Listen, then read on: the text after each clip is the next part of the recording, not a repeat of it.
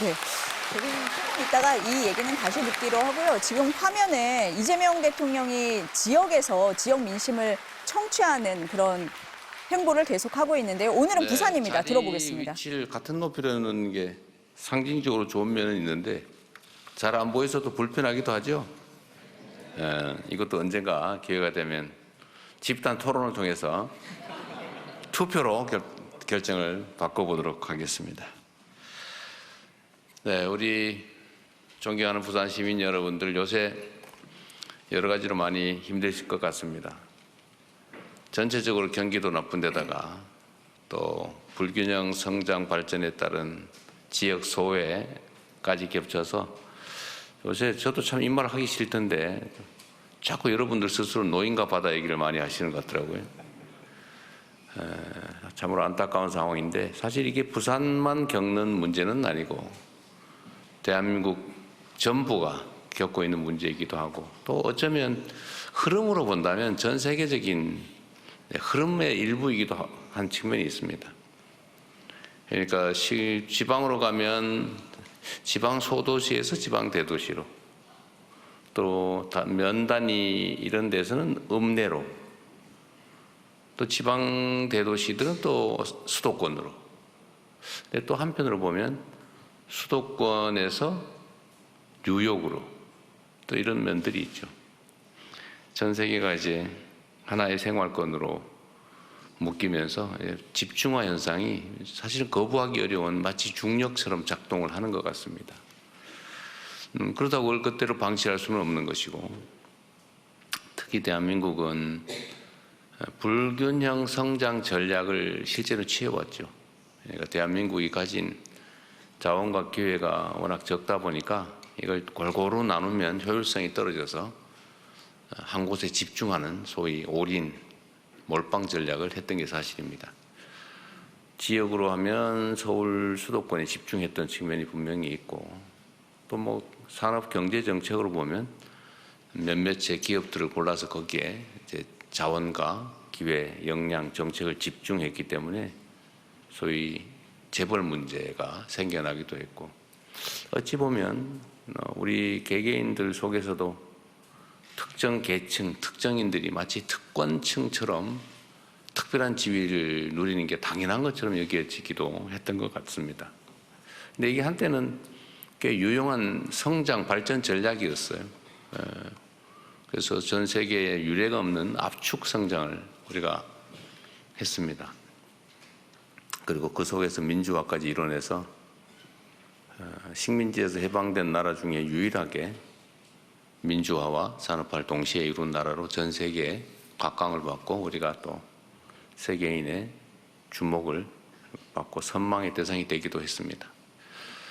작년에 좀 어처구니 없는 일로 좀 훼손되긴 했지만 전체적인 대한민국의 위상은 신속하게 회복이 돼서 여전히 유지되고 있기는 합니다. 그런데 대한민국은 보면 이제 그 일극체제, 집중화 전략, 또 불균형 성장 전략이 한계에 다다른 것 같습니다. 모든 게 수도권 일극으로 몰리다 보니까 수도권은 미어 터지고 과밀해서 죽을 지경이고 지방은 없어서 죽을 지경이 됐죠. 소위 소멸 위험을 겪게 됐습니다. 이제는 이제 균형 발전이라고 하는 게 정부의 시혜, 배려, 좀 어려우니까 도와주자 이런 차원의 문제가 아니고 대한민국이 지속적으로 성장 발전하기 위해서는 피할 수 없는 국가 생존 전략이 됐다고 생각이 됩니다. 그래서 이번 새 정부에서는 그간의 정부들도 특히 이제 민주정부는 균형 성장에 또는 균형 발전에 많은 노력을 기울여 왔습니다만 그렇게 국민들이 만족할 만한 획기적 결과까지는 이르지 못한 게 또 현실이기도 합니다. 그래서 이번 정부는 이전과는 좀 다르게 국가의 자원 배분이나 정책 결정에서 균형 발전 전략을 국가 생존 전략으로 격상시키고 어쨌든 자원 배분, 정책 결정에서 지방과 균형을 맞추는 수준이 아니라 지방에 인센티브를 주는, 지방을 더 우대하는 전략으로 가야 비로소 약간의 균형을 되찾을 수 있겠다는 그런 판단을 하게 됐습니다. 말로만 하는 게 아니라 실제로 집행을 해야 되기 때문에 그 첫 번째로 아마 이 중에 주민등록 번호에 따라서 미리 이미 받으신 분도 계시겠지만 민생 지원, 또 소비 쿠폰 지원에서도 수도권보다 지방을 더 많이 지급하는 걸로 정책 결정을 해서 실제로 여러분도 약간의 작은 금액이지만 실효적인 정책 효과를 느끼고 계시죠? 액수가 너무 작아서 별거 아니긴 합니다만, 그러나 국가의 기본적인 재정 배분에서 앞으로는 아예 이걸 원칙으로 당연한 것으로 만들어 가려고 합니다. 그뿐만 아니라 이제는 국가 정책 결정, 정책 판단에서도 특별한 방안을 찾아야 되는데, 그 중에 하나가 예를 들면 김경수 지방시대위원장이 지금까지 주력했던 것처럼 부울경 메가시티, 동남권 메가시티를 만든다든지 또는 충청권 메가시티처럼 어쨌든 지역이 좀 광역화해서 좀 경제적 또는 사회 발전의 중심적 역할을 할 수 있게 하는 게 필요할 것 같습니다.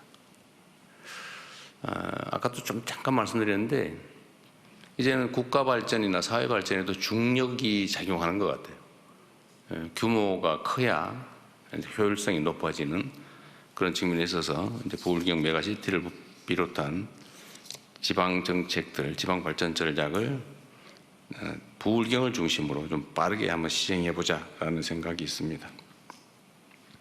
또 한 가지는 이제 해당 지역의 특성들을 고려해야 되는데, 제가 전에 호남 지역 광주 전남에 가서 광주 전남이 가진 특성 중에 이 특장점들을 이제 활용을 해야 되겠죠. 그래서 거기는 재생에너지 사회로 우리가 전환할 때 재생에너지원이 풍부하기 때문에 재생에너지를 중심으로 한 발전 전략을 대대적으로 수립해보자라고 지금 얘기해서 우리 정부 안에서, 특히 대통령실 안에서 그걸 집중적으로 기획하고 있는 중이기도 합니다. 그러면 부울경은 어떻게 할까? 역시 항만 물류 도시라고 하는 특성을 좀 최대한 살려서 좀 발전 전략을 짜보자라고 하게 됐습니다. 거기서 마침 지금 기후 변화로 지금 북극 항로가 활용 가능성이 매우 높아졌기 때문에 대한민국이, 그 중에서도 특히 부산이 아마도 북극 항로 개척에 따른 수혜를 입을 가능성이 매우 높다. 일부에서는 이거 뭐 한 10년, 20년 후 일인데 뭐 지금 뭘 그러냐라고 하지만 사회적 변화라고 하는 것은 10년, 20년, 50년, 100년 전에 미리 준비하지 않으면 기회를 놓치게 되죠. 사실은 빠른 게 아니라 늦었습니다. 그래서 지금이라도 속도를 내서 항만 물류 중심 도시로, 동부가 중심 도시로 발전하는 가능한 방안이 뭔지를 한번 논의해 보려고 하고, 그 중에서도 정부의 의지가 매우 중요하지 않겠습니까? 역시 우리는 정치적 무슨 얘기를 하면 다 선거 지나면 다 잊어버리고 빈말하고 그런 게 습관이 돼가지고 제가 뭔 얘기를 해도 안 믿더라고요. 근데 저는 좀 달라요.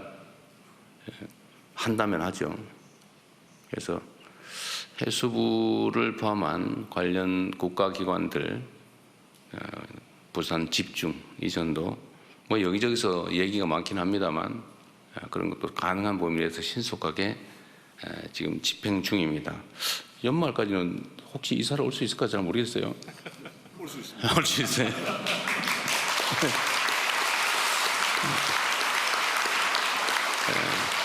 역시 행정에는 속도가 중요하죠. 그렇습니다. 뭐 그래야 하는 것 같죠. 그리고 산하기관들, 또 관련 기업들, 특히 공기업들, 공기업 산하기관들, 또 출자 출연 기업들도 최대한 신속하게 이전해 오도록 하겠습니다. 그리고 거기에 더해서 이제 행정적인 조치뿐만이 아니고 해사법원 문제나 동남권 투자은행 설립 문제도 최대한 시간을 줄여서 신속하게 해볼 생각입니다. 하여튼 부산 시민 여러분들께서 매우 어려운 환경에서 정말 고군분투하고 계신데 어쨌든 부울경 그중에서도 부산을 중심으로 우리가 새로운 희망을 여러분과 함께 만들어 보도록 하겠습니다. 오늘 많은 의견 주시고 가급적이면 똑같은 얘기는 반복하지 마시고 특히 사적인 이야기나 개인적 민원에 가까운 얘기들은 아마 들어오실 때 메모지를 다 나눠드렸을 겁니다. 그러시면 뭐다 메모를 해주시면 저희가 다 파악해서 필요한 조치를 해서 개별 통지를 해드릴 겁니다. 그리고 가급적이면 많은 분들의 관심이 집중된 공통의 의제 중심으로 우리 길지 않은 시간이지만 대화를 이어나가도록 하겠습니다. 여러분 반갑습니다. 고맙습니다.